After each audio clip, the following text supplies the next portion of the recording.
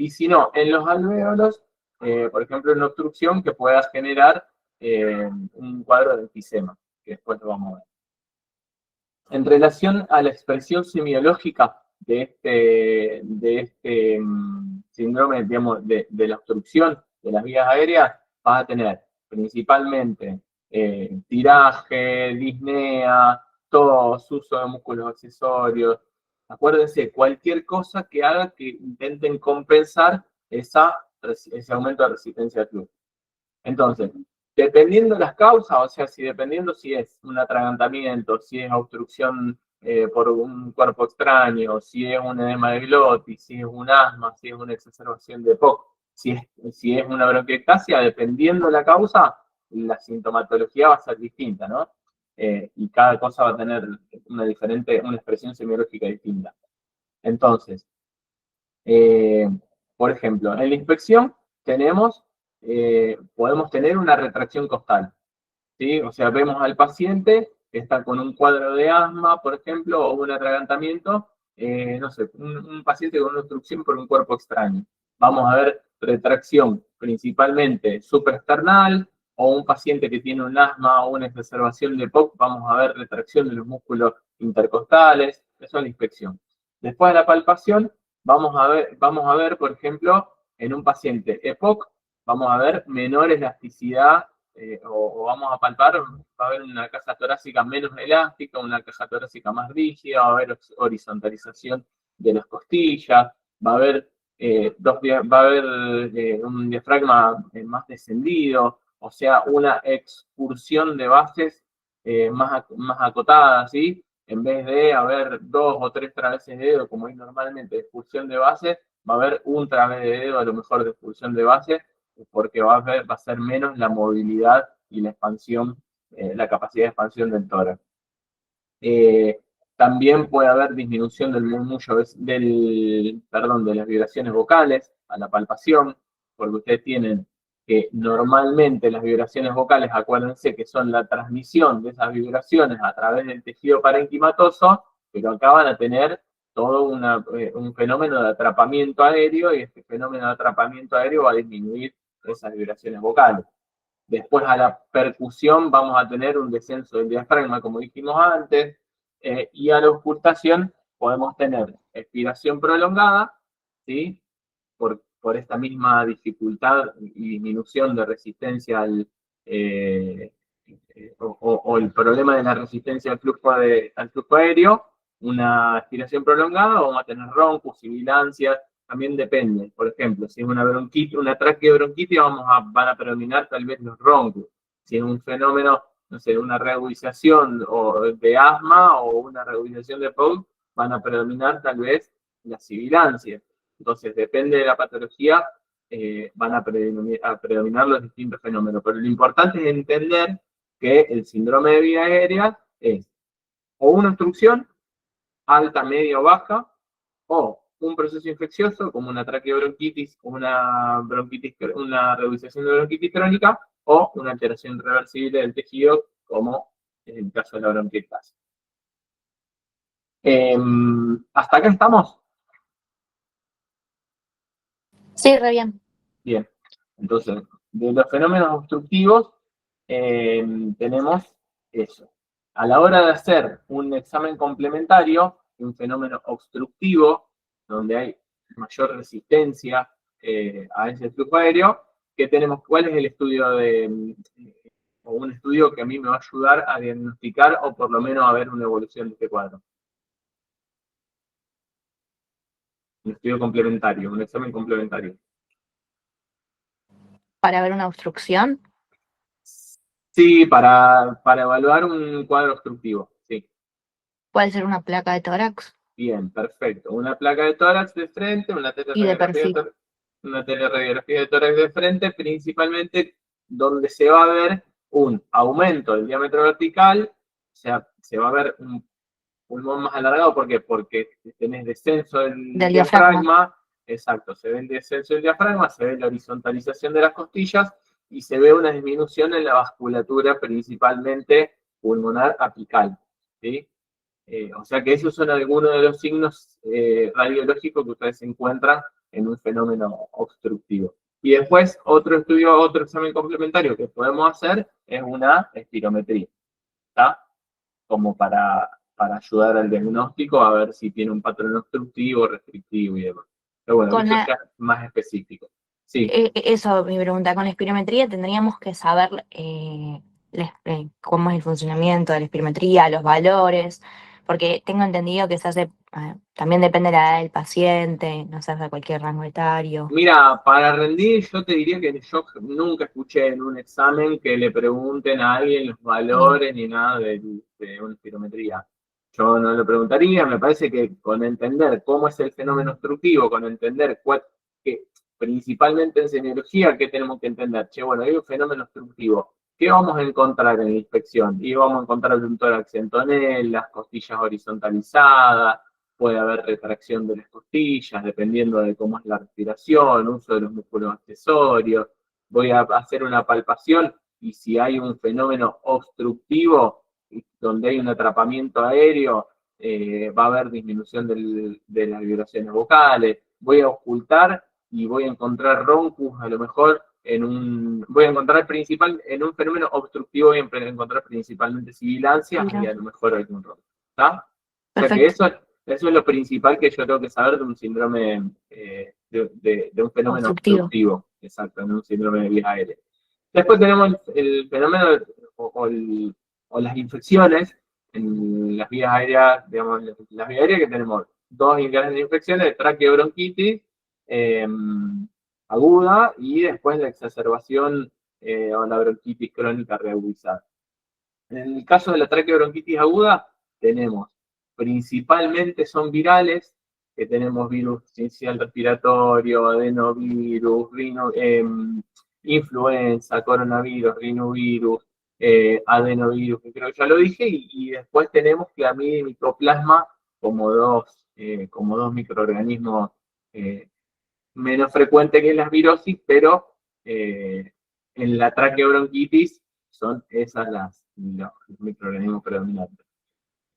Como clínico, como semiología, la semiología más frecuente en una traqueobronquitis hay un fenómeno inflamatorio, por lo tanto vamos a encontrar orofaringe congestiva, vamos a encontrar tos, vamos a encontrar tos productiva, pero con un esputo tal vez ceroso, cero mucoso, o hasta a veces también seco.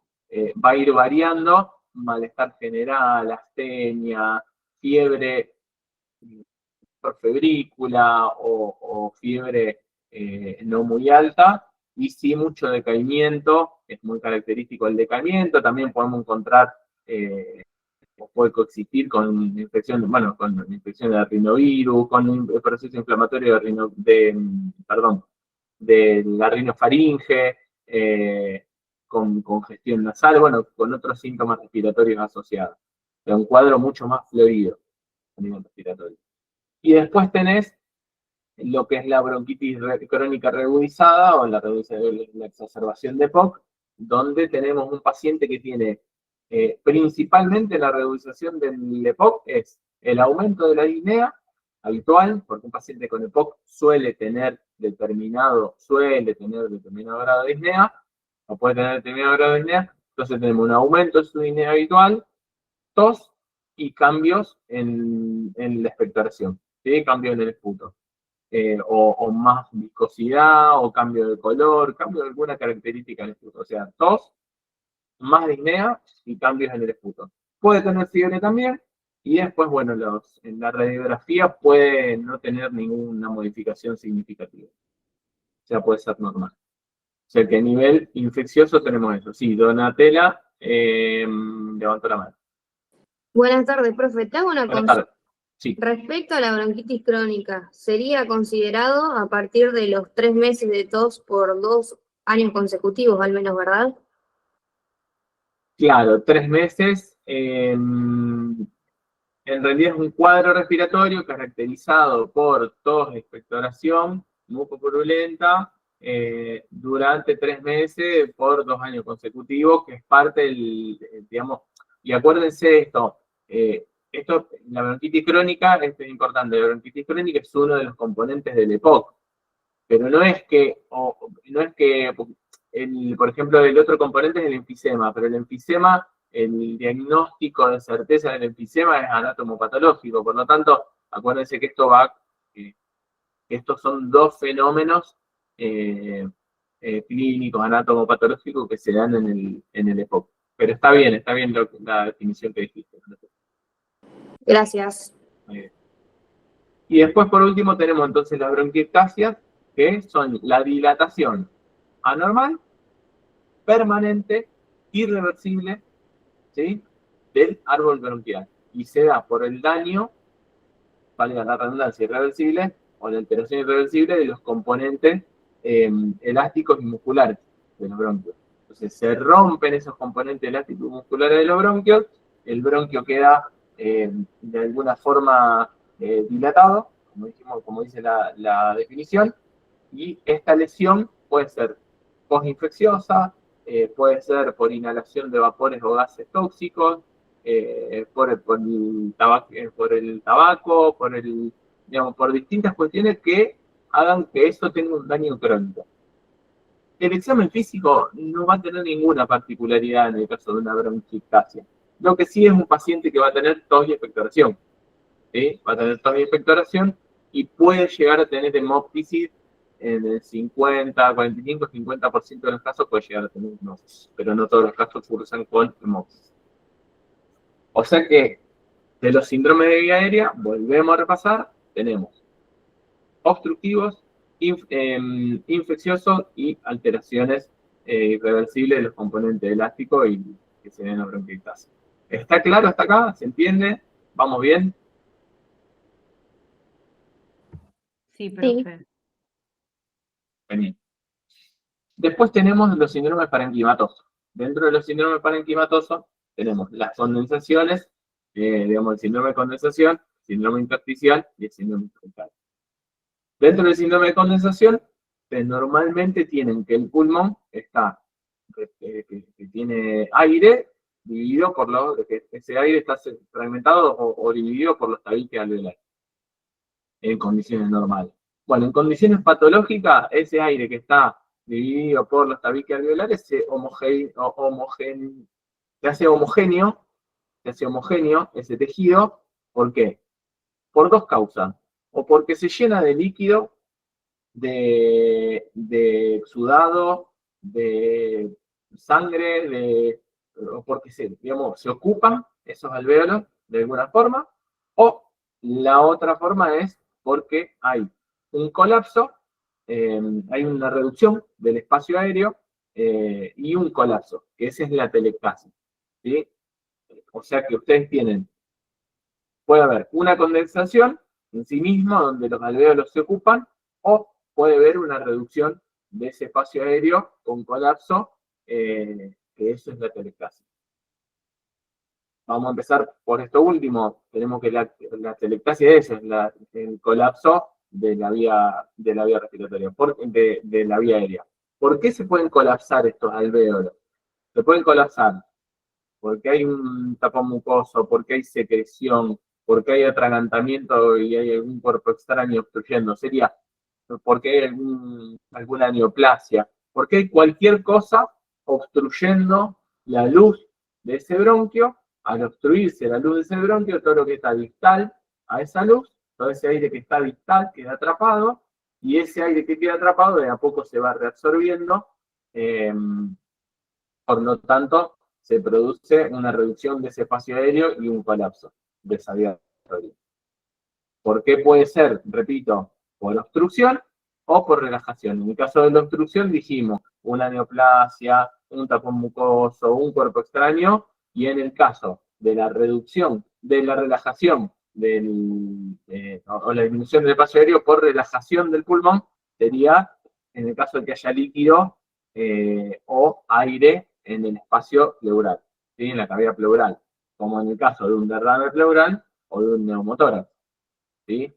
Que cualquiera de esas dos situaciones van a hacer que el pulmón se vea colapsado, ¿sí? Van a empujar y van a disminuir el volumen en el espacio aéreo.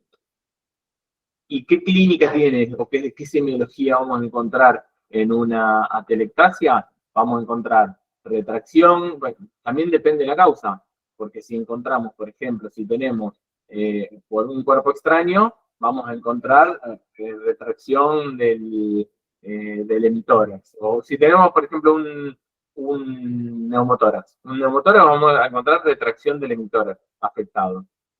Si tenemos, no sé, si tenemos una neumonía y que generó una condensación, y esa condensación hizo que colapsara una parte o que se disminuyera el espacio aéreo, bueno, vamos a encontrar dolor en punta de costado, vamos a encontrar, eso, dependiendo de la causa. Por ejemplo, si es obstructivo, vamos a encontrar disminución del flujo de aire. Si hay una obstrucción, cuerpo extraño, un tapón mucoso, un paciente con EPOC, algún paciente con una bronquitis crónica, vamos a encontrar una disminución del flujo de aire. Y si encontraste una disminución del flujo de aire, ¿qué vas a tener?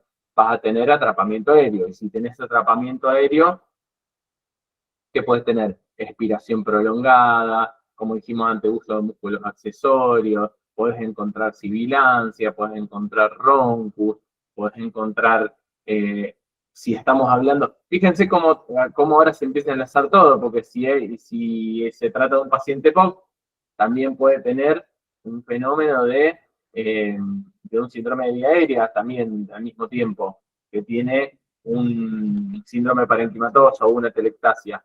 Entonces ese paciente puede encontrarse también con tos, con tos productiva, con cambio del esputo, con una reagudización de su bronquitis crónica. O sea, se empiezan en medio a entrelazar todos los fenómenos, ¿sí? Pero es importante que vayamos clasificando como para tener una idea de cada uno.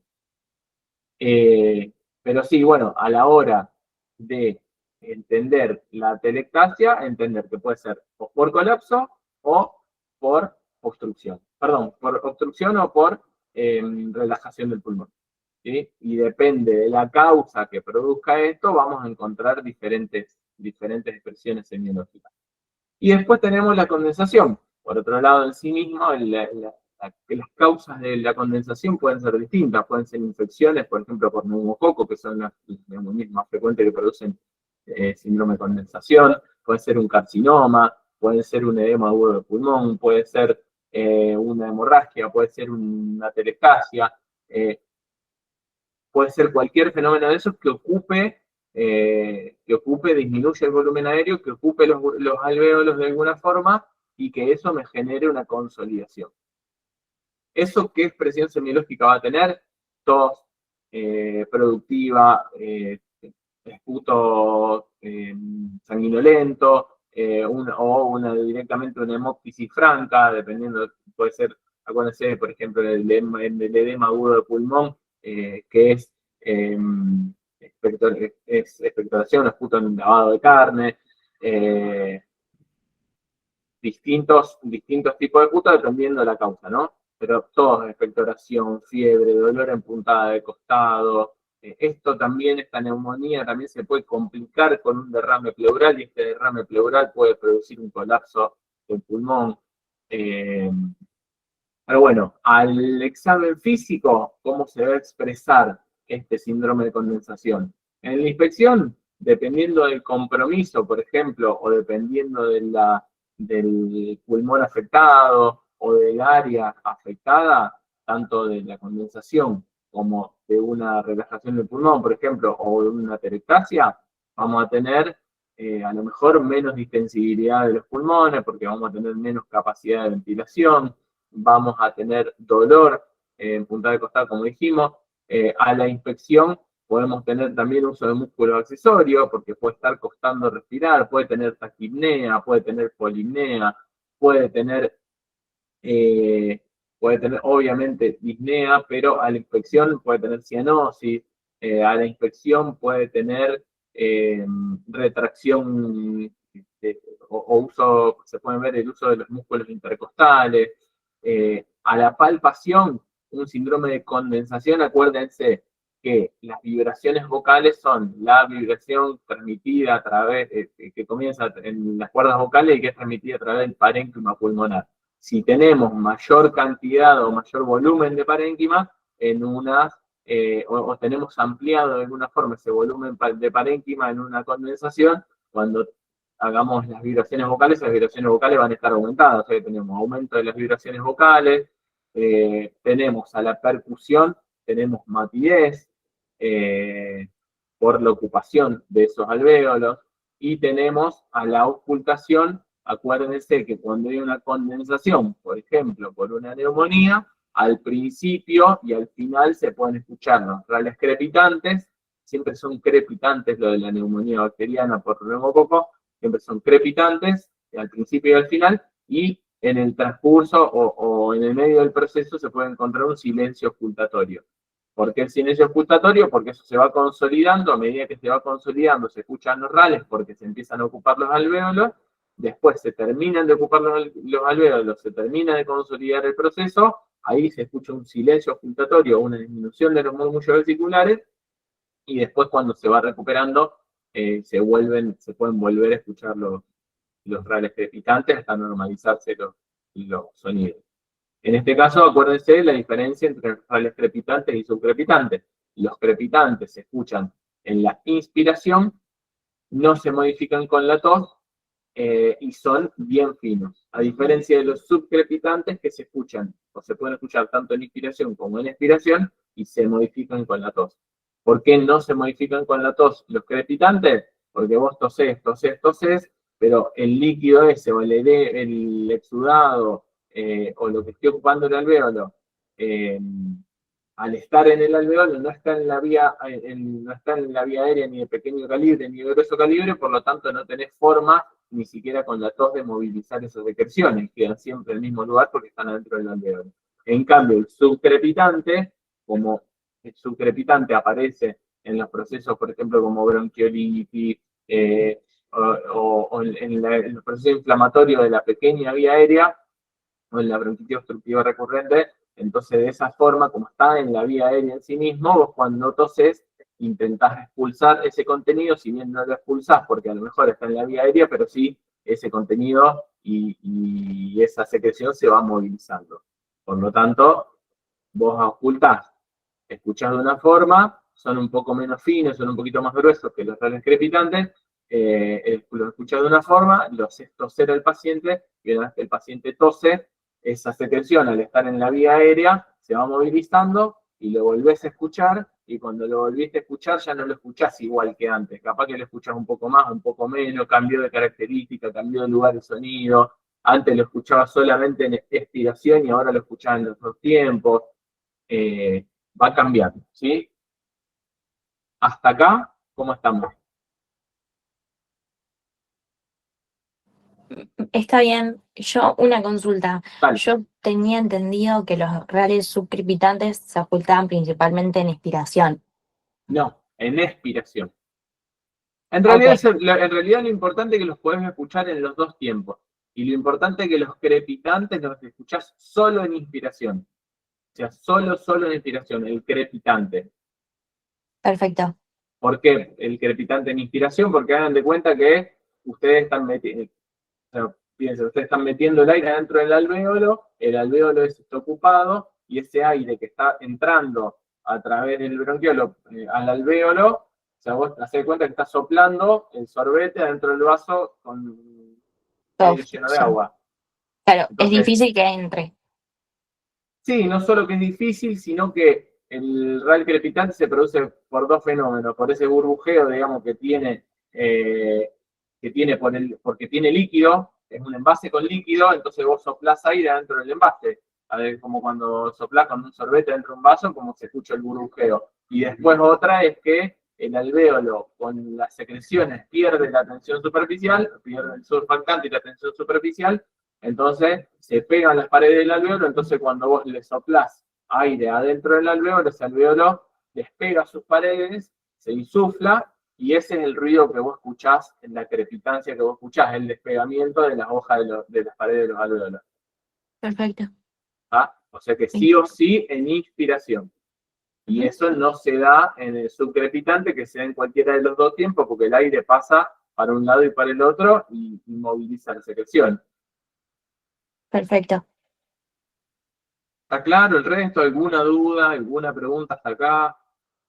Conversamos algunas de las cosas que hablamos hasta ahora.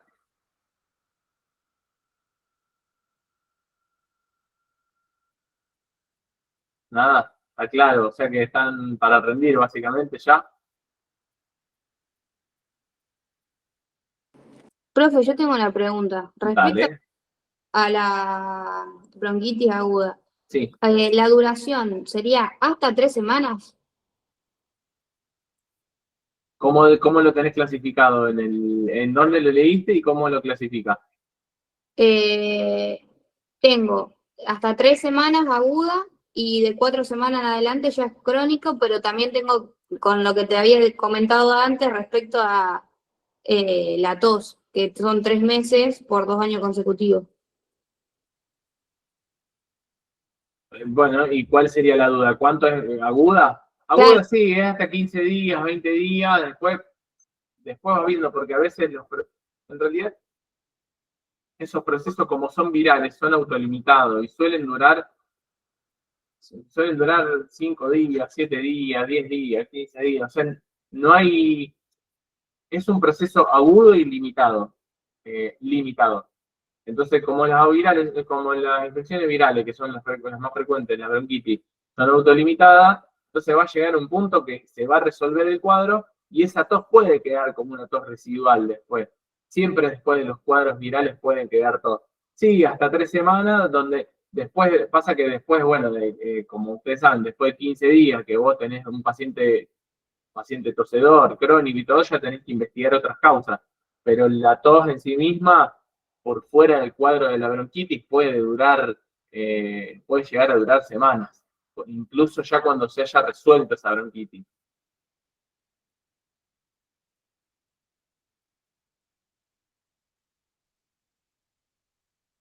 ¿Estamos?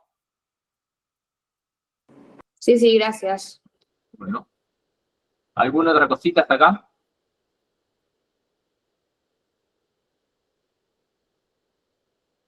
Bueno, después Profe, tenemos. yo, Sí, dale. el EPOC está constituido por la bronquitis crónica y el enfisema y la bronquiectasia o la bronquiectasia no entra. No. Los fenómenos son bronquitis crónica y enfisema. Gracias. Bronquiectasia es otra cosa. En todo caso, puede haber bronquiectasia o podemos encontrar bronquiectasia, pero el fenómeno del EPOC, característico del EPOC, es bronquitis crónica más enfisema.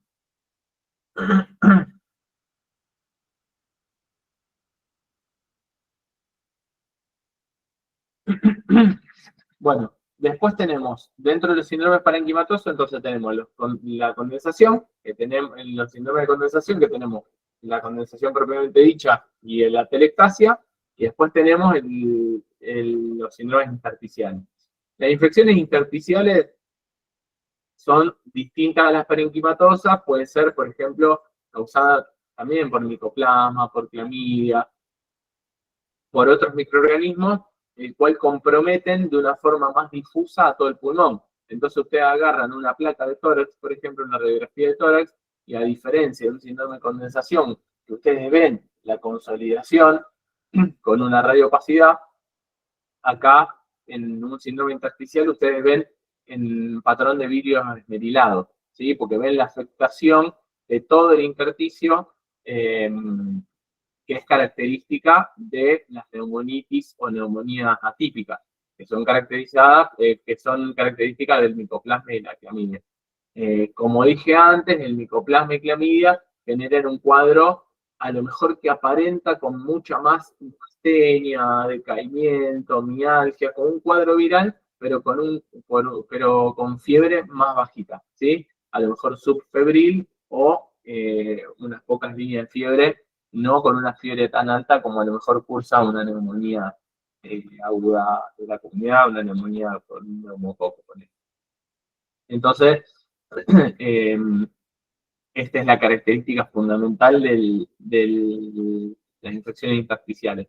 Y después tenés el síndrome cavitario, que inicialmente se tomaba el síndrome cavitario como las cavidades mayores a 3 centímetros, superficiales, de paredes lisas, con contenido aéreo, vacías, y comunicadas con bronquios, con algún bronquio permeable, pero lo habitual de una cavidad es encontrarla en una radiografía en un paciente que viene con síntomas múltiples, con síntomas floridos, como tos, disnea, hemoptisis, con esputo mucopurulento, descenso de peso, sudoración nocturna. O sea, viene con una cantidad de síntomas el paciente, vos le haces una radiografía de tórax y en esa radiografía de tórax te encontrás con la cavidad. Entonces, cuando ustedes tienen ese hallazgo, o hacen ese hallazgo de una cavidad en un estudio radiológico, usted tiene que pensar en tres cosas.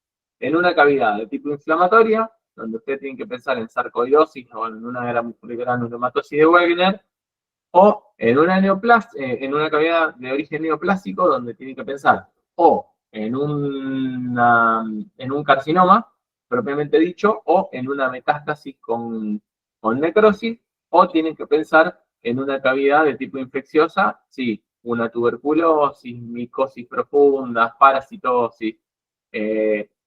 Entonces, digo, para despejar eso de que solamente la cavidad es por una tuberculosis. Cuando usted piense en una cavidad, esa cavidad va a ser en un paciente que seguramente tenga muchos síntomas floridos, van a encontrar esa cavidad en la radiografía o en un estudio de imágenes, y a partir de esa clínica más el estudio de imágenes que tenga, ustedes van a abrir esas tres sospechas: infecciosas, neoplásicas o inflamatorias. Las inflamatorias, perdón, ¿cuáles Sí. podían ser? Granulomatosis de Wegener y sarcoidosis. Esas dos están descritas. Después las más comunes, con lo más común que nos encontramos en la práctica es con la tuberculosis, efectivamente, o al sumo, con un cáncer de pulmón. Pero bueno, después tener alguna metástasis, también pensar en una micosis profunda y pensar en alguna de esas inflamatorias, pero sí, efectivamente las más comunes son o la tuberculosis o una neoplasia. ¿Ah? Perfecto. Bueno, después tenemos los síndromes, o sea que hasta ahora tenemos síndromes de vías aéreas, síndromes parenquimatosos y a continuación síndromes pleurales. ¿Sí? Dentro de los síndromes pleurales tenemos dos grandes síndromes, tenemos dos grandes fenómenos que son el neumotórax y el derrame pleural. El neumotórax, acuérdense que es la acumulación de aire en la cavidad o espacio pleural, o sea, entre las dos pleuras. Ese espacio pleural o ese aire que hay entre las dos pleuras se va a dar por distintos fenómenos. Pueden ser, acuérdense, los neumotórax espontáneos, neumotórax a tensión, un neumotórax abierto, puede ser cerrado, qué sé yo, puede ser por un cuerpo extraño, que es un cuchillazo o una herida de arma de fuego que ingresa por el tórax y eso genera un neumotórax abierto. Puede ser por una bulla, por la ruptura de una bulla, puede ser por distintas causas. Lo importante que es que, primero, puede ser que es la acumulación de aire dentro de las dos hojas de la cavidad pleural.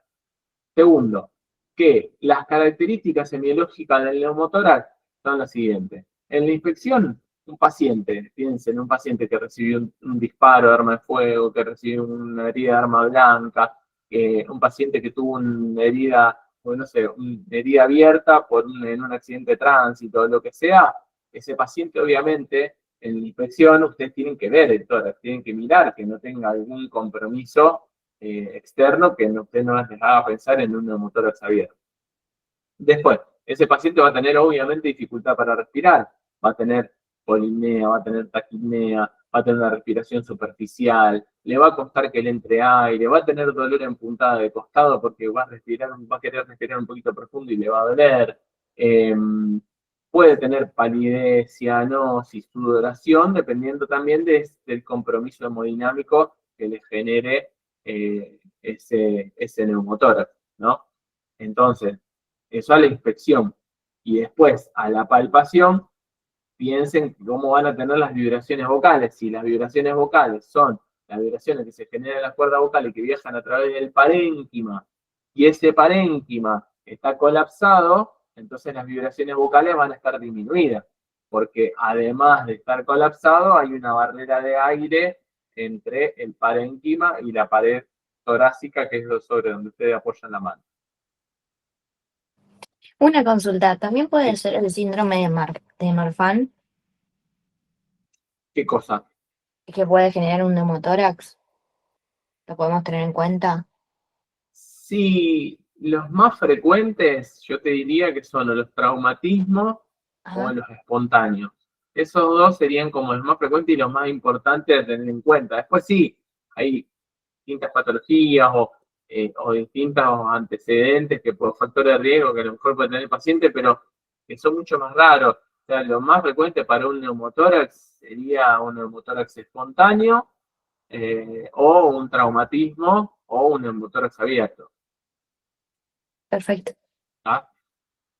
Entonces, a la hora de la inspección eso, a la hora de la palpación, a la hora de la percusión van a encontrar hipersonoridad, van a encontrar hipersonoridad y a la hora de la auscultación van a encontrar disminución del murmullo vesicular o abolición directamente de los ruidos respiratorios, del ruido vesicular.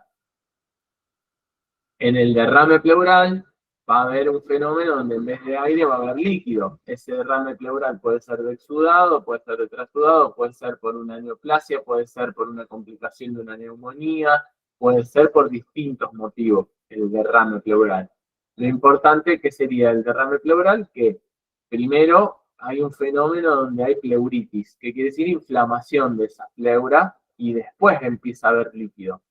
Cuando hay líquido, cuando hay pleuritis, que hay inflamación de esas pleuras se van tocando y cuando con la respiración se produce el frote pleural, que es característico de esa pleuritis.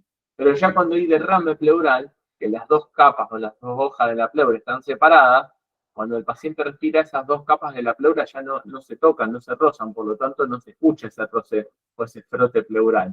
Por lo tanto, que no haya un frote pleural no significa que no haya derrame pleural, al contrario, ya cuando está instaurado el derrame, es más raro escuchar el frote. Es más frecuente escucharlo que en la fase inicial, que es la fase de pleuritis, la inflamación de esa hoja de la pleura. Entonces, a la inspección vamos a encontrar lo mismo y tenemos que buscar lo mismo. A lo mejor puede haber algún trauma cerrado de tórax y que ese derrame pleural que sea un hemotórax, en realidad puede haber una herida de arma de fuego, una herida de arma blanca o una herida abierta que eso haya generado derrame también o que haya generado hemotórax también. Puede haber antecedentes de una neumonía que se haya complicado, puede haber antecedentes de una neoplasia de pulmón que se haya complicado, puede haber metástasis que se haya complicado y haya generado derrame, hemotórax o cualquier fenómeno que haya volcado algún tipo de líquido adentro de la cavidad pleural. Entonces, piensen que al tener este fenómeno, al paciente le va a costar más respirar, cuando respire le va a doler, lo mismo que antes, ¿sí? Va a tener a lo mejor una dificultad para distender más un hemitórax que otro, también dependiendo obviamente de la causa. Dolor en punta de costado, fiebre, malestar general, astenia, disnea, taquipnea, respiración superficial. ¿Qué más? Bueno, eso es en la inspección. En la palpación, las vibraciones vocales también van a estar disminuidas, no van a estar aumentadas, porque si bien es líquido y el líquido tiene mejor conductividad de las vibraciones que el aire, ese líquido está entre el parénquima y la pared, ¿sí? Y ese líquido también está colapsando un poco el parénquima pulmonar. Y ese líquido no está dentro de los alvéolos como si es en una condensación, sino que está fuera de los alvéolos, por lo tanto hace como una especie también de cortina, ¿sí? A la hora de la transmisión de las vibraciones. Entonces, por eso están disminuidas también las vibraciones vocales.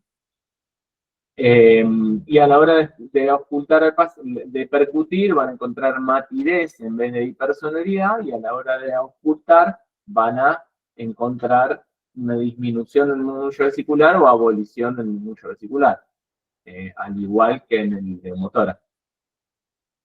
¿Estamos hasta acá con neumotórax, derrame pleural. Sí, súper. Bien. Estos tres son los tres fenómenos principales. Ahora vamos a hacer, yo les voy a tirar algún par así de casos, ustedes me van a ir diciendo. Viene un paciente, 18 años, paciente joven, delgado, 18 años, sin antecedentes de jerarquía, y viene con dolor en punta de costado. ¿Qué le preguntarían? Arranca la historia clínica. ¿Qué le preguntarían? Acuérdense, la historia clínica está conformado datos básicos, por los datos personales, motivo de consulta, enfermedad actual, antecedentes personales, antecedentes familiares, hábitos, noción de foco, análisis por aparato, y después el examen clínico.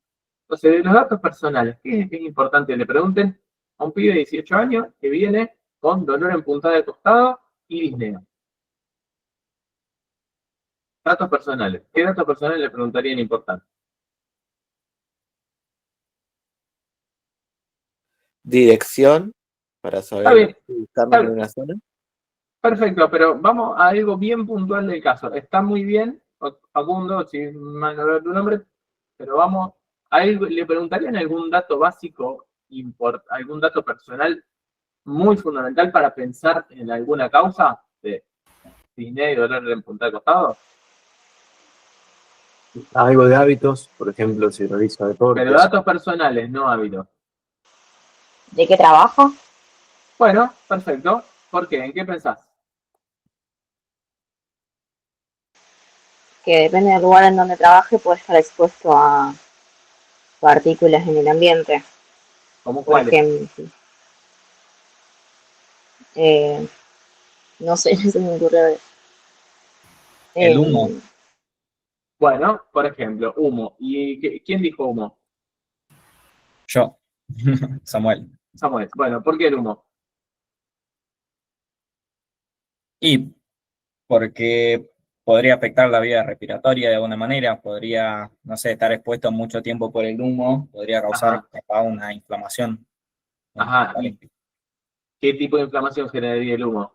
¿Qué tipo de problema trae el humo? Por ejemplo, un humo tóxico, un gas tóxico, un vapor tóxico al que está expuesto a esa persona durante mucho tiempo, ¿y qué tipo de problema le puede traer?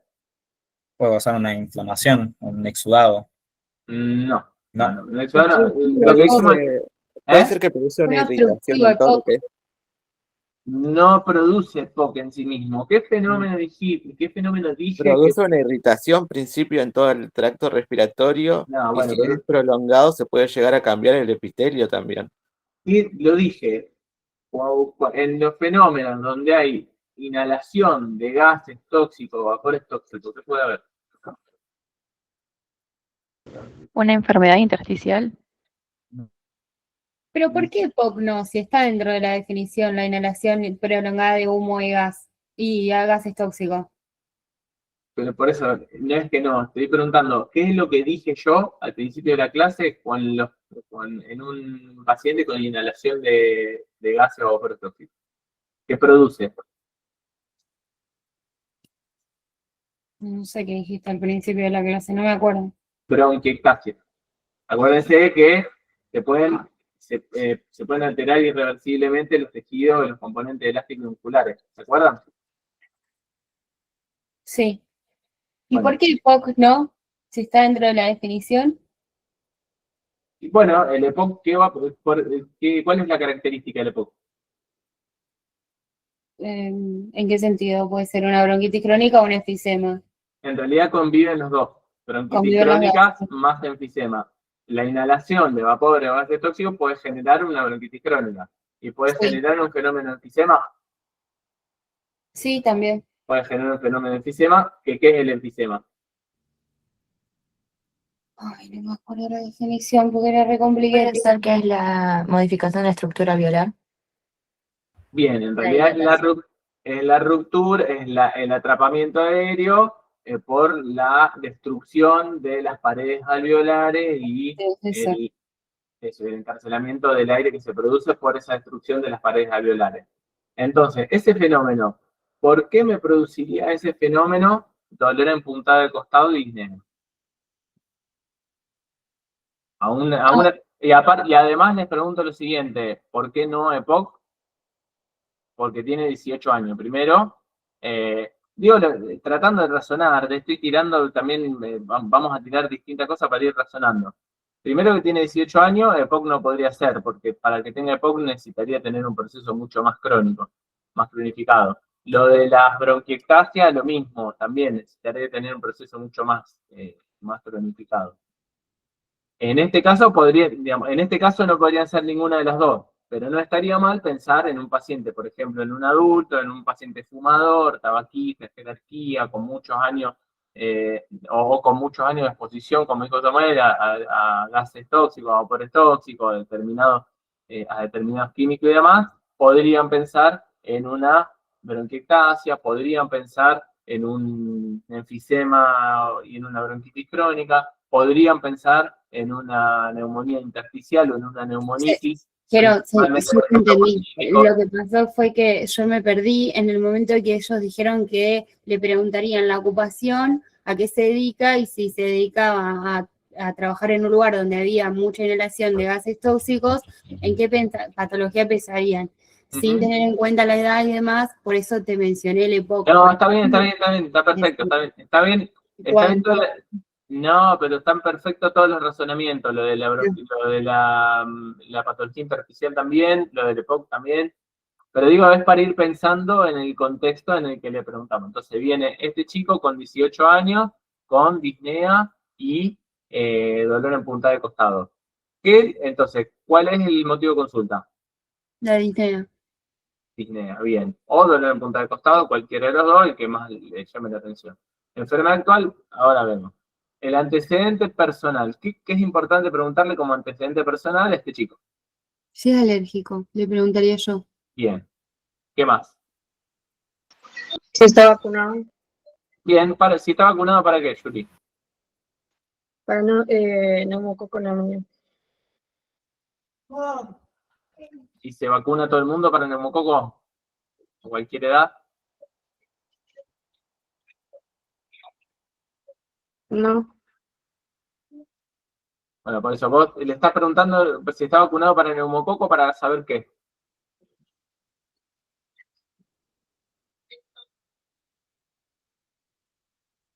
Hola. Y para saber si ya está vacunado, no sabría contestar, profe. Está bien, pero a lo mejor vos pensás si está vacunado para neumococo, porque ¿qué te evita la vacunación por neumococo? Las vacunas evitan las formas graves de enfermedad. Exacto, evitan las formas graves, no evitan una neumonía. Y este paciente tranquilamente, si tiene disnea y dolor en punta de costado, puede tener una neumonía. Por lo tanto, puede estar vacunado contra el neumococo y puede tener una neumonía igual. ¿O no? Sí. Pero no llegaría a los casos graves. No llegaría a un caso grave, estamos de acuerdo, pero te cambiaría en todo caso en ver la evolución o en conocer cuál sería la potencial evolución. ¿Qué otra cosa le preguntarían de antecedente personal? ¿Sería correcto preguntarle si, por ejemplo, sufrió algún traumatismo, si tuvo algún accidente, si tuvo alguna pelea? Perfecto. Para sospechar, por ejemplo, síndrome pleural. Está bien, está muy bien. Para sospechar algún traumatismo cerrado, algún traumatismo abierto, para pensar en alguna posible causa, por ejemplo, de dolor torácico en punta de costado y disnea, como es un neumotórax. Entonces pensamos en un neumotórax. Entonces, si tenés dolor torácico en punta de costado y disnea, ¿qué pensás? ¿En un neumotórax? ¿En un derrame pleural? ¿En una condensación, una consolidación? ¿En una neumonía? ¿Pensás? En este caso, digo por eso, pensar, de acuerdo a esos síntomas, en qué patologías pensaríamos. Pensaríamos en esas. Entonces, si vos pensás en una neumonía, en un neumotórax, en un derrame pleural, a lo mejor ahí sí le preguntarías, che, como antecedente personal, ¿tuviste algún traumatismo? ¿Tuviste alguna lesión? ¿Te golpeaste haciendo algún deporte, peleándote, haciendo cualquier otra cosa? Esa podría ser una buena pregunta. La de la vacuna para el neumococo podría ser también una buena pregunta, porque en caso de que sea una neumonía nos ayudaría a evaluar la potencial o posible evolución. ¿Qué otra cosa le podríamos preguntar si sospechan algo de todo eso? ¿Alguna Además, Y perdón, aparte de lo porque si es una que, neumonía, además, perdón, porque si es una neumonía también nos ayudaría la complicación de una neumonía o una de las complicaciones es un derrame pleural. Entonces también nos ayuda a prender las alarmas. y aparte de lo que ustedes dijeron de traumatismo, preguntaría también si ha tenido infecciones anteriores, si tuvo COVID, porque la neumonía es una complicación también o sea, el paciente tuvo, eh, se le, una complicación de su sistema inmunológico. Más que complicación del sistema inmunológico, alguna complicación o alguna sobreinfección Eso. o alguna mala evolución de un cuadro respiratorio. Está muy bien. Y como antecedente inmediato te preguntaría, por ejemplo, capaz que el paciente viene cursando con un cuadro respiratorio hace una semana o hace 2 semanas y ese cuadro respiratorio fue empeorando y ese empeoramiento le terminó generando como síntoma dolor en puntada del costado y disnea, que hasta ahora venía con un poco de tos, expectoración, fiebre, pero la venía piloteando en la casa y de golpe los últimos días empezó con disnea y empezó con dolor en puntada de costado. Y eso nos prende una alarma de una mala evolución del cuadro clínico. Por lo tanto, estaría bien preguntarle como antecedente personal alguna enfermedad respiratoria pasada, pero en el pasado inmediato, digamos, o alguna enfermedad respiratoria actual o alguna enfermedad respiratoria que venga evolucionando. Bien, ¿antecedentes familiares le preguntarían algo? Sí, si hay algún familiar asmático. ¿Vos pensás en un cuadro de asma? ¿Con dolor en puntada de costado y disnea? No, No, pensaría y le preguntaría si alguno de los parientes tiene algún síntoma parecido al de él. O sea, si alguno de los parientes estuvo con mucha tos antes de que él empiece con estos síntomas, o fiebre, o algún tipo de dificultad respiratoria. Bueno, está bien, estaría buscando una noción de foco, está muy bien. ¿Qué otra cosa le preguntarían de antecedente familiar? O Profe, antecedente personal también. respecto a lo que dijo Facundo, ¿no habría que haberle preguntado si respecto a su vivienda por el tema del hacinamiento también? También, sí, buscar noción de foco, muy bien. Buscar noción de foco para alguna enfermedad tipo tuberculosis, está bien.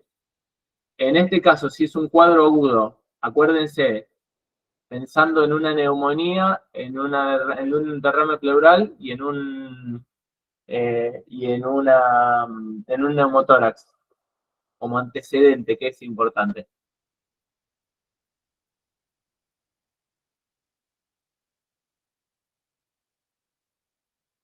Un neumotórax previo o un neumotórax o algún familiar directo con que tenga antecedente neumotórax espontáneo o que tenga antecedente neumotórax espontáneo él mismo, que haya estado internado en algún momento con un neumotórax espontáneo, porque también puede repetirse.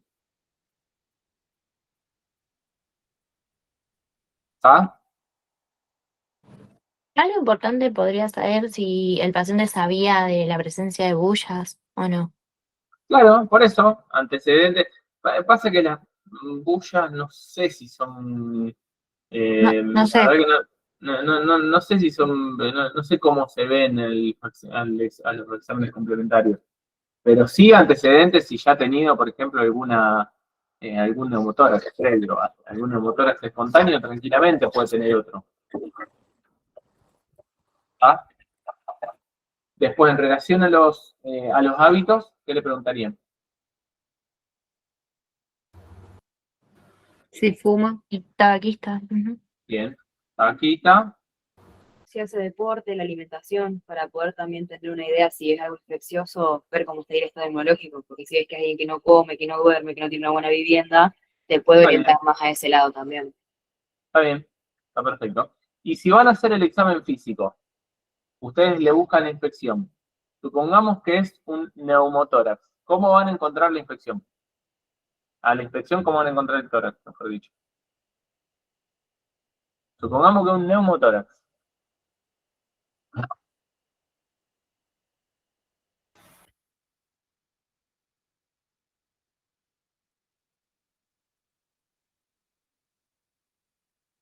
Neumotórax Bueno, espontáneo del lado depende. derecho. Del lado derecho, un neumotórax espontáneo del lado derecho. ¿Cómo van a encontrar la inspección? Taquipneico con la utilización de los músculos accesorios. Bien, ¿y qué va a tener? Vos lo vas a ver respirando, lo vas a ver taquipneico, ¿y qué característica tiene esa taquipnea? Va a estar respirando. Asimetría Claro, en los tórax. bien la Bien, expresión. Asimetría en los tórax. perfecto, asimetría en los dos hemitórax, bien. Taquipnea, perfecto, asimetría, perfecto, ¿qué más?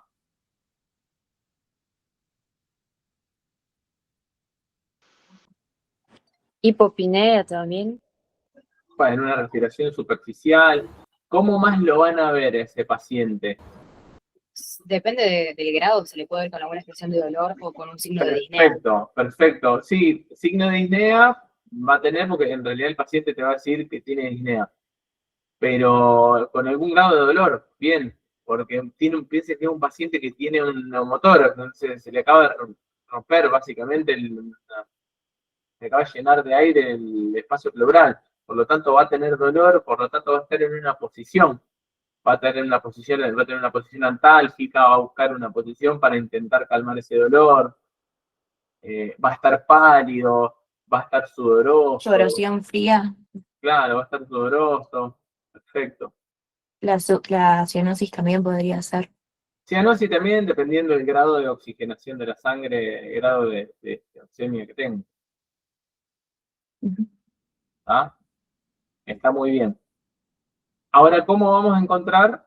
O sea, ustedes lo van a ver así, sudoroso, pálido, doblado, porque le va a doler, va a encontrarse en una posición antálgica, le va a costar respirar, la respiración más superficial, aumento de la frecuencia respiratoria, va a decir, el paciente se le van a entrecortar las palabras, no va a saber cómo estar sentado, puede tener cierto grado de desesperación también producto de la hipoxia, puede tener palidez, como dijimos, sudoración, que creo que ya lo repetimos, y se va a sentar en la camilla y ustedes le van a hacer la palpación. ¿Y a la palpación qué le van a encontrar? Las vibraciones vocales disminuidas. Bien, vibraciones vocales disminuidas. ¿Y qué más le van a hacer a la palpación? Hay dos maniobras centrales que se hacen en la palpación. Las La de vibraciones vocales, apertura, ¿cómo se eh, llama? La expansión de bases disminuida. Vértices. Expansión de base de vértices disminuida, exacto. Porque va a tener menos capacidad de distensibilidad, va a tener menos amplitud respiratoria y va a haber una expansión de base de vértice disminuida. Bien, perfecto. Y hacen la percusión. ¿Cómo van a encontrar el pulmón normal y cómo van a encontrar el pulmón con un neumotórax? Y si percutimos sobre la zona del neumotórax, lo vamos a encontrar hipersonoridad, o sea, la sonoridad afrontada. Bien, hipersonoridad. ¿Y el pulmón normal? Sonoro. Sonoro, perfecto. Ahora, eso no es un neumotórax, es un derrame pleural. ¿Cómo van a encontrar la percusión? matidez. Matidez, perfecto. Van a ocultar.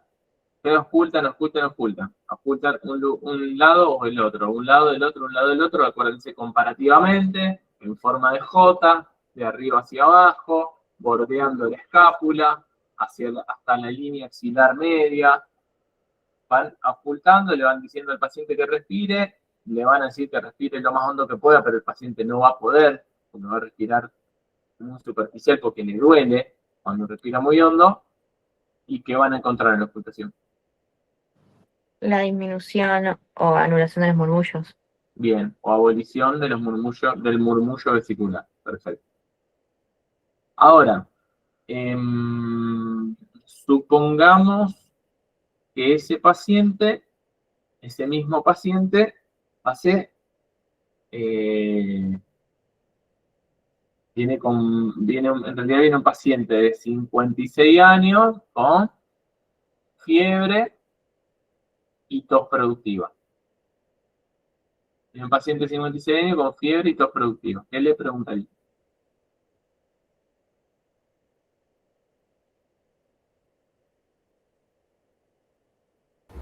Si Primero, tiene antecedente de base, si ya le ha pasado antes.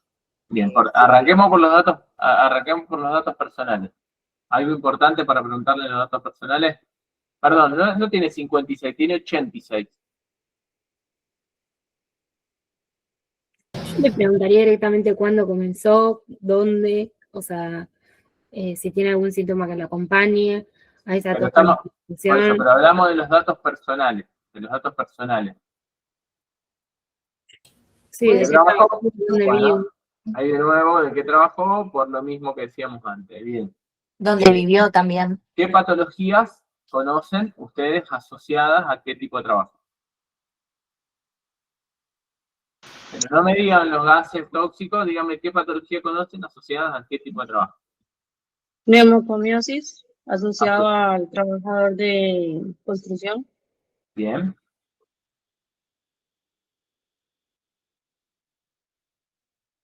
¿Qué más?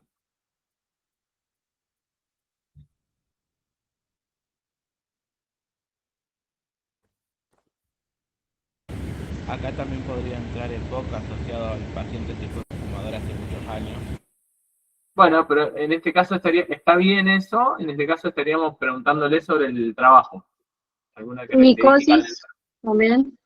Bien, perfecto, micosis profunda. Ajá. ¿Y en qué pensarías con la micosis profunda? ¿En qué trabajo? Y personas que cuiden aves. Perfecto, con ave de corral en el campo, un trabajo en el campo con ave de corral. Bien, perfecto. Este paciente está con fiebre y tos productiva. Ustedes le tienen, digamos, el motivo de consulta es la fiebre. Ustedes le tienen que preguntar la enfermedad actual. ¿Qué le preguntan de la fiebre? De importante, en este caso, paciente de 86 años, con fiebre y tos productiva. Si la midió con termómetro, solo es sensación febril.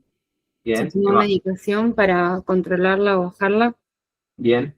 ¿Cuándo comenzó? No la medí con termómetro. No la medí con termómetro, estoy con chucho de frío.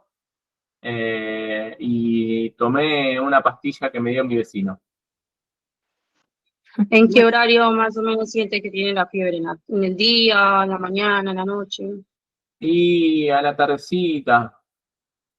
A la tarde, a la tardecita, a la nochecita, antes de comer.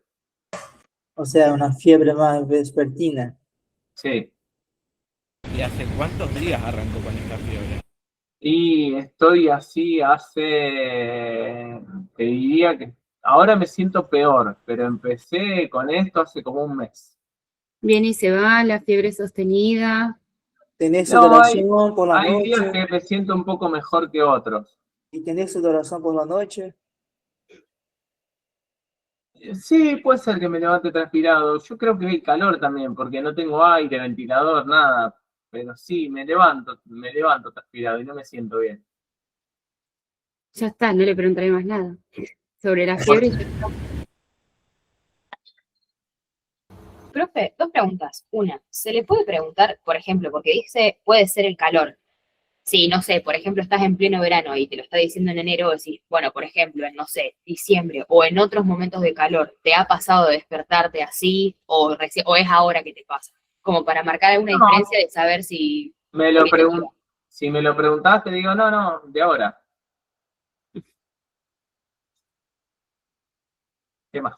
Preguntaría. No sé, también podría preguntar si vive con más alguien que está tosiendo también, está teniendo los mismos síntomas. Bueno, por eso, yo les sugiero una cosa. Cuando hablamos de datos personales, hablamos de datos personales. Cuando hablamos de motivo de consulta, hablamos de motivo de consulta. Cuando hablamos de enfermedad actual, hablamos de enfermedad actual. No mezclen todo.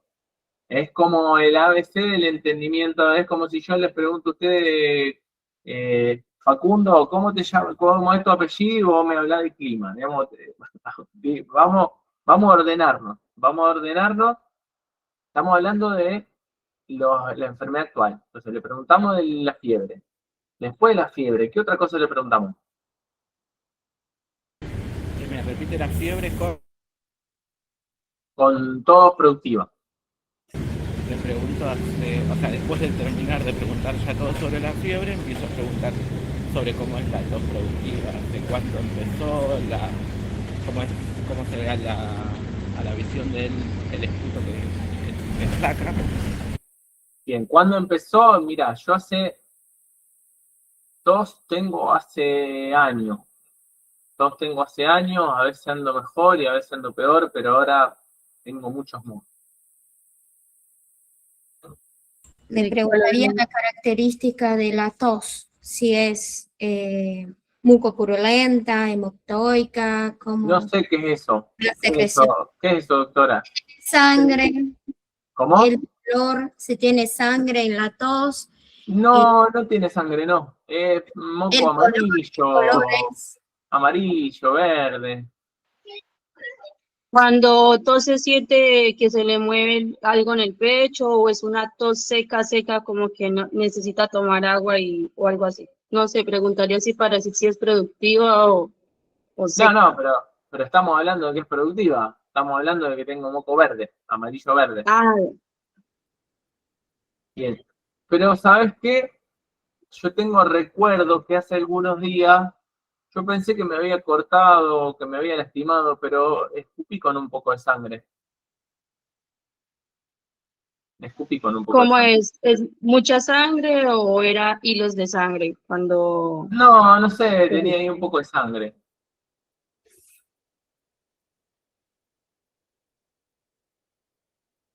¿Qué más le preguntaría? Me preguntaría. ¿Tiene olor el moco? ¿Olor? Sí. No.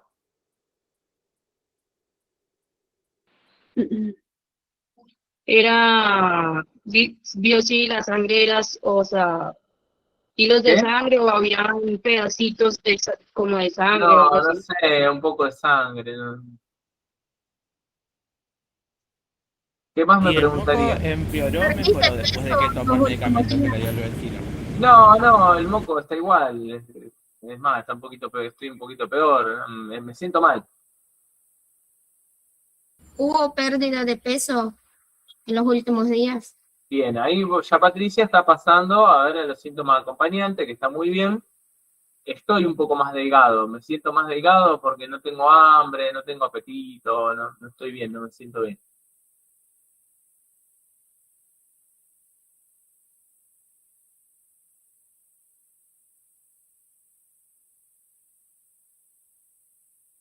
Vamos.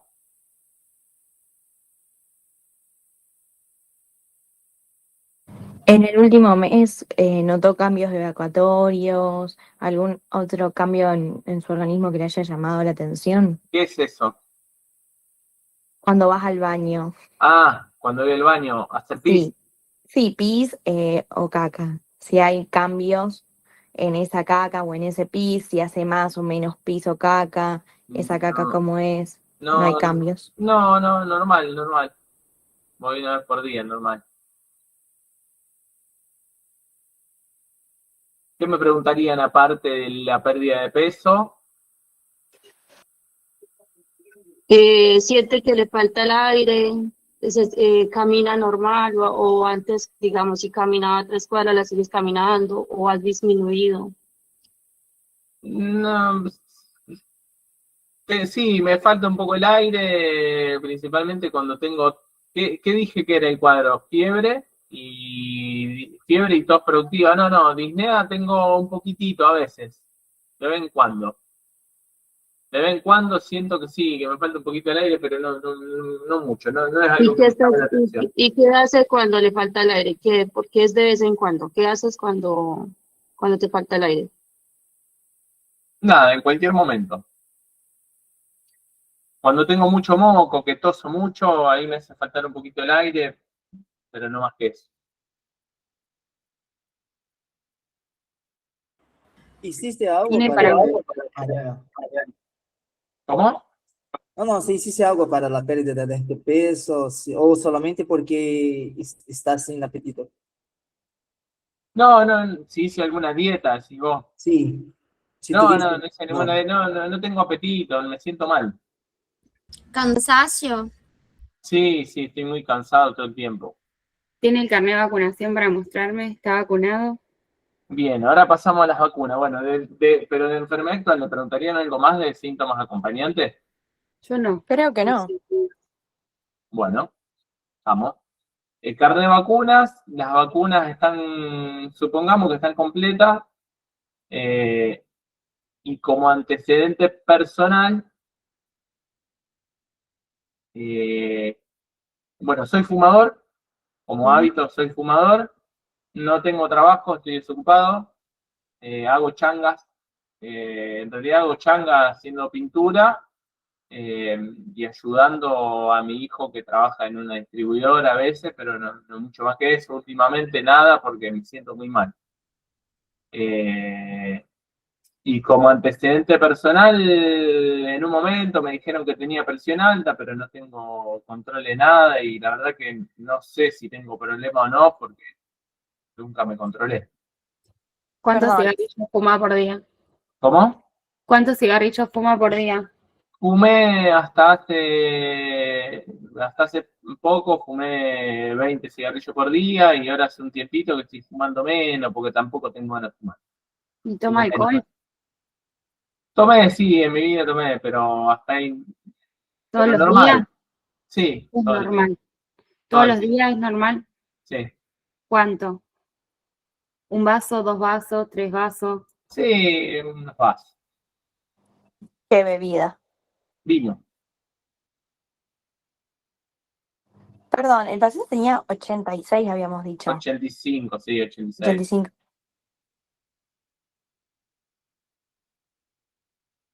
Bueno, vamos a encararlo un poquito más. ¿En qué piensan ustedes? Una tuberculosis. En una cavidad. Vale. Una neoplasia. ¿Por qué una tuberculosis? ¿Por qué una cavitaria? ¿Y por qué una neoplasia? Una neoplasia por la fiebre esa ondulante, podría ser. Por el antecedente tabáquico también. Y por ese esputo, esa expectoración que nos podría estar indicando que podría ser un carcinoma broncógeno. Perfecto, está muy bien el razonamiento. Berenice, ¿por qué una cavitaria? Yo pensaría en una tuberculosis porque, bueno, es una enfermedad endémica de nuestro país que está favorecida por todas estas cosas que mencionamos, como la malnutrición, la pobreza, perdón.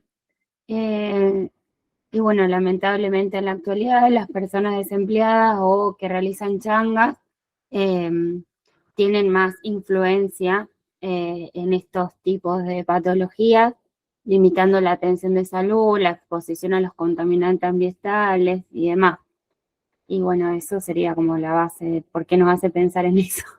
Bueno, sí, igual no tiene que ver con los contaminantes ambientales, sino más con lo otro en todo caso, con la noción de foco. Sí, igual la TBC también tendría que ser noción de foco y cualquier persona mayor de edad, o sea, esta persona que está en la tercera edad se toma como inmunocomprometido.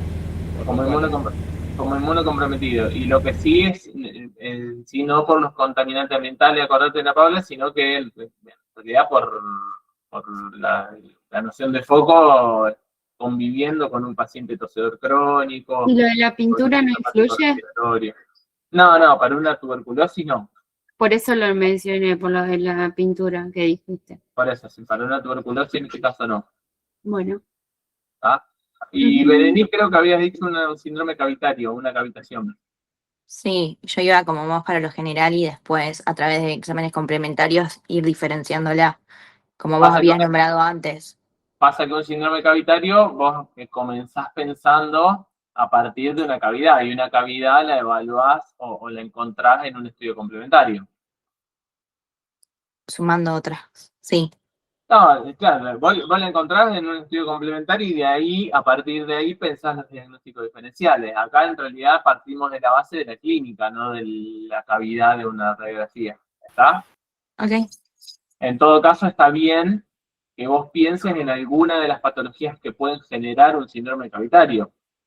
Pero claro, no, está mal planteado como lo hice. Claro, síndrome cavitario estaría planteado al revés, sería, podrías empezar bien de las patologías que producen el síndrome cavitario, entonces vos pedirías probablemente una radiografía de tórax para ver si encontrás alguna cavitación o no, que está muy bien, pero no plantear como un síndrome cavitario, porque el síndrome cavitario es el hallazgo radiológico de esa cavidad y a partir de eso pensar en los distintos cuadros clínicos. Genial. Perfecto. Sí. Está bien, nada, está bien el razonamiento. Puede ser una tuberculosis, puede ser un cáncer broncogénico, puede ser una metástasis, puede ser principalmente eso. En eso estaba pensando, yo estaba pensando en un paciente de esas características, con esos diagnósticos diferenciales, o sea que está bien encarado, está muy bien el razonamiento que fueron haciendo de las distintas partes de la historia clínica. Y a este paciente, si tiene una tuberculosis, digamos, si tiene una cavidad, ¿qué encontrarían a la inspección, a la palpación, a la percusión y a la ocultación?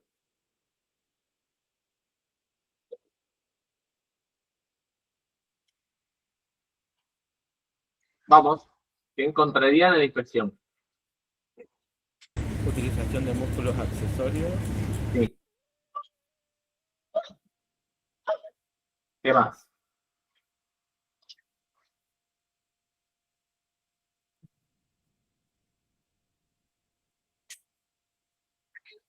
¿Qué más encontrarían?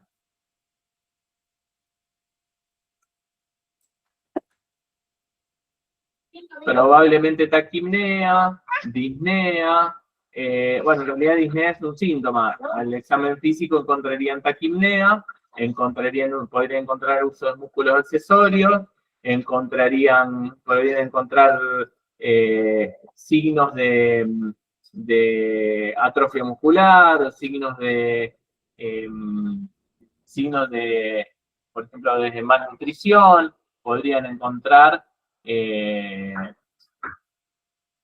como dije, bueno, palidez, podrían encontrar a la palpación, ¿qué podrían encontrar? Podrían encontrar, si se trata de una cavidad, disminución del murmullo vesicular, podrían encontrar a la percusión hipersonoridad, dependiendo también de esa cavidad, qué tamaño tenga y cuán superficial sea, podrían encontrar a la ocultación, disminución del murmullo vesicular y un soplo tubario. Tranquilamente son cosas que pueden encontrar. En el caso de un carcinoma broncogénico, en realidad es al revés, no van a encontrar una cavidad, sino que van a encontrar más característico de un síndrome de condensación. O sea que van a encontrar matidez en vez de sonoridad, sí, van a encontrar disminución del murmullo vesicular, van a encontrar las vibraciones vocales aumentadas, porque si ese carcinoma broncogénico está aumentando la superficie del parénquima, van a encontrar las vibraciones vocales aumentadas y las mismas características o las mismas cuestiones, los mismos signos podrían encontrar en la expresión del paciente. Y matidez en la percusión de la cavidad, ¿no? No, de la cavidad no, porque la cavidad, hablamos de una cavidad vacía. Sí, por eso, si la cavidad está llena, ¿no tendríamos matidez? Si la cavidad está llena, sí. Pero por eso, si hablamos de un carcinoma, no encontraríamos una cavidad. Cuando hablamos de un carcinoma, habitualmente hablamos de una masa. Una masa. De espacio, claro. Una masa que está ocupando el bronquio, porque si estamos pensando en el carcinoma broncógeno o broncogénico, encontramos una masa que va creciendo en la luz del bronquio o en las paredes o transmural y va ocupando espacio, y esa masa que va ocupando espacio va a generar matidez, no va a generar sonoridad. Pero bueno, si pensamos en la tuberculosis cavitaria, tampoco encontraríamos matidez en la percusión. Una cavidad en la tuberculosis, sí. Sí, esa era mi pregunta. Sí. Que es lo que habíamos dicho antes. Sí. Si hay una cavidad, esa cavidad está vacía y es una tuberculosis, sí, te encontrás sonoridad. No, sonoridad sí está vacía, Ana. Eso era mi confusión. Si está vacía, sonoridad sí, porque es aire. Claro, si está vacía es aire adentro, hay aire, es una caja de resonancia. Bien.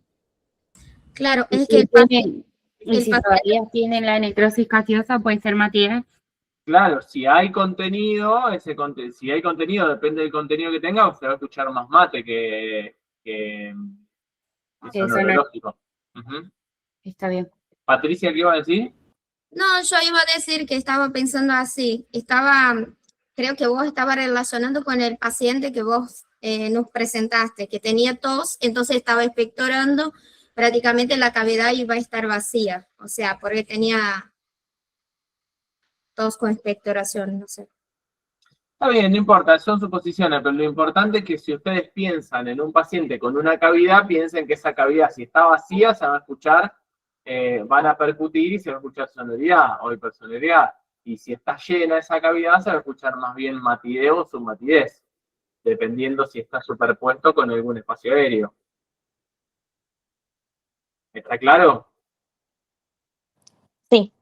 Esa es la idea. Y después en la ocultación, si se trata de una tuberculosis, se puede escuchar la disminución del murmullo vesicular o el soplo tubario, como dijimos, o el soplo, perdón, cavitario, como dijimos antes. Si se trata de una neumonía, o sea, si un bloc, una condensación, y esa condensación tiene un bronquio permeable, van a encontrar a la ocultación un soplo tubario. Acuérdense que para encontrar un soplo tubario tienen que tener una consolidación, pero además tienen que tener un bronquio permeable. En la tuberculosis ocultaríamos o podríamos ocultar los crepitantes, ¿no? No, más bien, en realidad dependiendo del tipo de La lesión que localización. haya, más que de la localización del tipo de lesión, podés encontrar varias cosas. Por ejemplo, podés tener una tuberculosis y podés tener un fenómeno inflamatorio, no sé, en un paciente con una hiperreactividad bronquial o un paciente asmático, que ese cuadro le produzca una hiperreactividad bronquial, por lo tanto que le genere sibilancia. Podés encontrar trales subcrepitantes porque tiene secreción en la pequeña vía aérea. Podés encontrar disminución del murmullo vesicular en el caso, por ejemplo, de una consolidación, una formación ya consolidada o de una cavidad, porque disminución del murmullo vesicular o abolición del murmullo vesicular, silencio ocultatorio, porque no hay aire que pase por esa vía aérea. Podés encontrar el soplo tubal, el soplo cavitario, porque está la cavidad con un bronquio también con un bronquio permeable adyacente. Entonces, como que también dependiendo del fenómeno que haya en ese momento, el fenómeno Lo que vas a ocultar. es lo que vas a ocultar. La idea o lo importante que sería que si tengo algo sólido, pensemos en una matidez o en una submatidez. Que si tengo los alvéolos ocupados con líquido, pensemos en los radios crepitantes. Que si tengo un neumotórax, pensemos en un murmullo vesicular disminuido. ¿Me explico? El tema sería la lógica de por qué se termina escuchando de una u otra forma, o por qué se termina palpando de una u otra forma, o el aumento de la disminución de las vibraciones, o de por qué voy a tener hipopnea, taquipnea, disnea, o un hemitórax asimétrico con respecto al otro, o por qué voy a tener cianosis, o por qué voy a tener pérdida de peso, por qué voy a tener sudoración, por qué voy a tener astenia. Me parece que lo importante o el objetivo de la clase era un poco, obviamente, clasificar esos tres primeros grandes síndromes respiratorios, el de vía respiratoria, el parenquimatoso y el pleural, y poder razonar a partir de conocer las clasificaciones, poder razonar con qué me encuentro en un caso clínico. Nada, viene un paciente, bueno, ¿qué le puedo preguntar? ¿En qué cosas pienso? ¿Y qué me puedo encontrar al examen físico?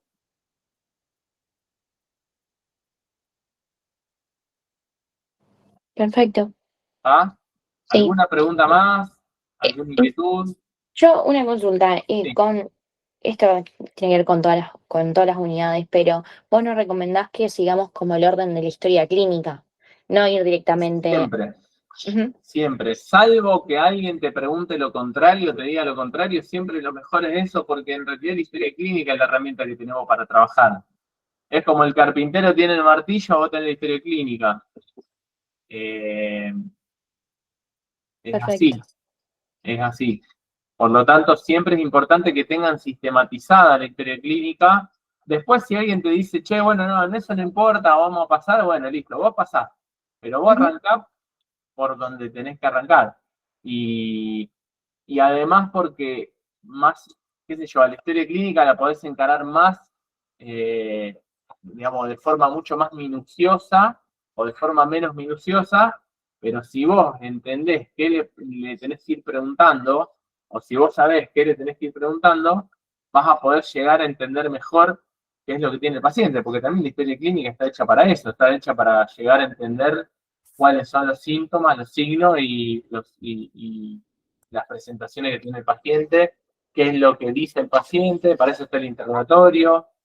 Yo tengo una pregunta más, la última. Siempre me genera duda esto de la OP número 2, que es una nena que llega a la consulta con la mamá, qué sé yo, y tiene disnea, uno de los motivos de consulta. Yo he escuchado en algunas clases, o sea, yo, si tendría que arrancar la UP, empezaría por la historia clínica, pero la repregunta es, si tiene disnea, o sea, que le está faltando el aire, es una UP de trauma, por lo que tenés que accionar rápido, atenderla, no te puedes detener a hacerle la historia clínica. ¿Qué se responde ahí? O sea, ¿por dónde voy? ¿En la UP de trauma decís vos?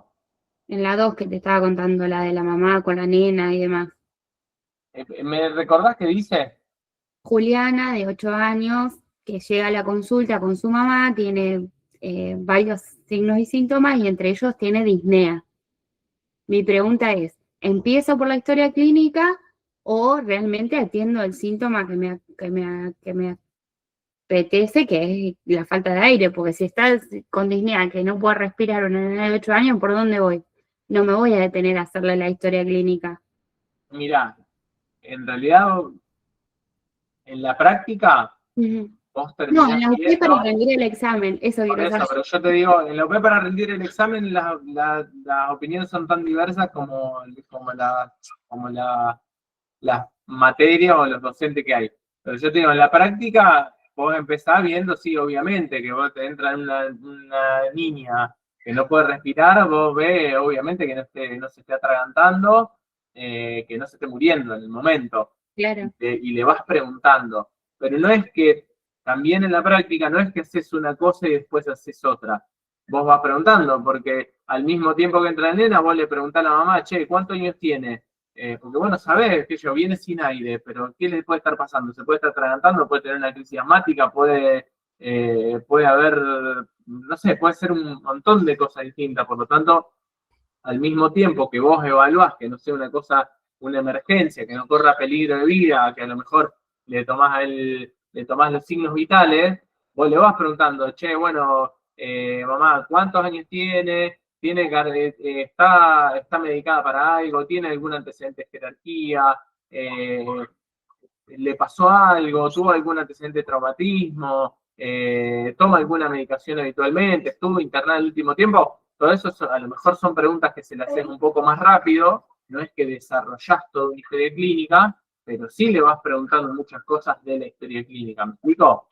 Sí, te si entiendo. querés a los fines prácticos, podés decir, si querés a los fines prácticos, te puede servir, tanto para el examen como para la vida, te puede servir, que bueno, le tomo los signos vitales y me garantizo por lo menos que tenga buena oximetría, que no esté no se esté hipotensando, que no tenga una arritmia o que no tenga cualquier otra cosa. Entonces, mientras vos la vas atendiendo, le vas haciendo los signos vitales, vas de a poco construyendo una historia clínica.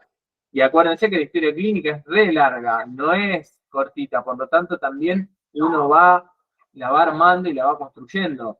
Lo que para mí está mal es conceptualmente, después no es cada caso, pero conceptualmente no está bien empezar por atrás, digamos, o sea, empezar por donde debe empezar, por el comienzo, que es los datos personales.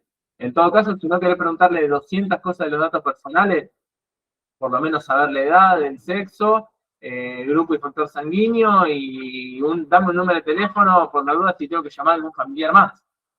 No sé, 3 o 4 cosas. Lo mismo con antecedentes, no te va a poner a preguntar los antecedentes, qué sé yo, esta pibita que me decís vos que tiene disnea y que vos ves que está ahí medio muriéndose. Y no me voy a poner a preguntar si cuando nació tuvo varicela y si no sé qué cosa, pero le voy a preguntar, che, bueno, tuvo asma, tuvo alguna complicación, alguna internación en el último tiempo, está tomando alguna medicación. por lo menos 4 o 5 cosas que me ayuden a despejar en el momento y después voy construyendo, pero sí hacer todo eso, se lo sugiero hacer todo en un orden. Si hay, repito, si hay alguna situación que nos llegue a actuar de urgencia o hacer algo de urgencia, bueno, es una urgencia, una excepción, pero que la regla sea armar la historia clínica como corresponde. ¿Tenéis? Perdón, a mí algo que me sirvió fue que en pediatría vimos el triángulo de evaluación pediátrica y que bueno, que tenés en cuenta 3 cosas, la apariencia, el trabajo respiratorio y la circulación cutánea. Entonces, a partir de eso, ves qué tan urgente es la acción y qué priorizas. Eso está bueno, además. Totalmente, está muy bien el razonamiento. Pero bueno, repito, eso también es parte, si querés, del examen físico y parte de la primera apreciación de un paciente, digamos, y la primera. Claro. O cuando llega. Es apenas llega el paciente lo que vos ves. Y siempre es así, con los niños y con los adultos también. Vos llega un paciente y te dice, me duele el pecho, vos lo vas viendo y ves, digamos, y vas viendo, vas midiendo, y qué sé yo, le vas tomando el pulso, si viene descompensado, le va tomando el pulso, la presión, la oximetría, la frecuencia respiratoria, y mientras tanto le vas preguntando, che, bueno, ¿cuánto tenés? ¿Cómo te llamás? ¿Viste? Y vas viendo también si el paciente está orientado en tiempo, espacio y persona, si está conectado, cómo es el Glasgow, cómo están los signos vitales, cómo se llama, algún número de contacto, porque si el paciente vino solo voy a necesitar algún número, y está consciente, voy a necesitar algún número de contacto, porque si se llega a descompensar no tengo a quién llamar. Entonces, como que uno va viendo, pero sí es importante que conceptualmente ustedes entiendan que tienen que ser la historia clínica y que la historia clínica tiene un orden y un método. Y ese método es el que nos ayuda a estudiar al paciente clínicamente. Y después, bueno, existen excepciones y existen múltiples situaciones que, bueno, con la experiencia uno va evaluando y no está mal. Si tienen un paciente asfixiándose, no está mal evaluar los signos vitales, está bien, digamos, evaluar los signos vitales y ver que no sea una emergencia y que no se me muere el paciente y ir armándole a poquito la historia clínica. ¿Está? Sí. Ana, ¿está? Juli, no sé, tiene la mano levantada. Sí, yo sí. Sí, yo- no, yo tengo otra consulta, profe, sobre la cavidad. Tú dijiste que la cavidad se escuchaba soplo tubárico, porque había una consolidación con broncograma permeable. Y entonces cuando Eso- decimos que hay No, soplo eso es la condensación. El soplo tubario. claro, por eso, porque se escucha consolidación. Y cuando es una cavidad, diríamos soplo anfórico, Soplo cavitario anfórico, sí. pero entonces al principio de la cavidad no sería también tubario, ¿no? Depende si hay una consolidación o no. De todas formas, lo importante es la característica anatomopatológica y la característica de los síntomas del cuadro clínico. ¿Cuál es tu pregunta? Si al principio del soplo, si al principio de la cavidad hay un soplo tubario, no entiendo. ¿Eso sería? Exacto, sí. ¿Y cuándo lo llamarías como soplo anfórico? Esa sería mi pregunta. ¿Y cuándo? Sería soplo anfórico. O sea, si en la cavidad hay los dos sonidos o siempre llamamos soplo anfórico. En la cavidad está el soplo cavitario o el soplo anfórico, que tiene las características que dice el libro, digamos, pero la idea y lo principal sería poder diferenciar de acuerdo a la clínica, a la semiología del paciente y de acuerdo a si pensamos en una cavidad o si es una cavidad o si es una consolidación, vas a escuchar un soplo cavitario o un soplo tubario. No sé si me explico o es otra la pregunta. Sí, sí, está bien. ¿Ah? Está bien, profe, gracias. Bueno. No sé, ¿alguna pregunta más? ¿Alguna duda más? Si no, estaríamos. Yo una chiquitita, pero para corroborar, sí. Yo del Muniagurria saqué lo de historia clínica y está bien si tengo primero los datos personales, el motivo de consulta, la enfermedad actual, los antecedentes personales, los antecedentes familiares, y ahí, bueno, los antecedentes, Hábitos, noción de foco y análisis por aparato. exacto, y después el examen físico, después los estudios complementarios y la lista de problemas. Está bien. Plan de evaluación y educación del paciente, notas de evolución, indicaciones médicas, notas de enfermería y gráficas y la epicrisis, en el caso de que, bueno. Esa es la historia clínica orientada a problemas. Perfecto. Y no, ¿trabajamos con esta o nos recomendás otra? No, está bien, porque en realidad tienen que saber la historia clínica y la historia clínica orientada a problemas, está bien que la sepan porque a partir de los problemas que vas construyendo en la historia clínica, haces la lista de problemas y a partir de la lista de problemas vas trabajando consulta a consulta. Bueno, genial. Pero está bien que sepan las dos estructuras. Lo que yo les sugiero que en general, o por lo menos a mí me parece mejor, a lo mejor para lo de historia clínica está bien lo de Muniburger, pero después para muchos otros contenidos el Argente. El Argente. Está más desarrollado, está mejor explicado, tiene más clasificaciones, está como un poco más contundente el contenido. Ok. ¿Ah? Sí, perfecto. Bueno, gente, nada, hasta acá. Si hay alguna otra duda, lo que sea, estoy a disposición y mucha suerte en lo que viene, en el examen. Cualquier cosa me pueden, si me quieren encontrar, digamos, si ¿Tenés consultar algo. Sí, tengo mail. Si podéis pasar. Sí, Jerónimo con J. 165 @hotmail.com. Lo tengo hace 200 años, pero es el que uso.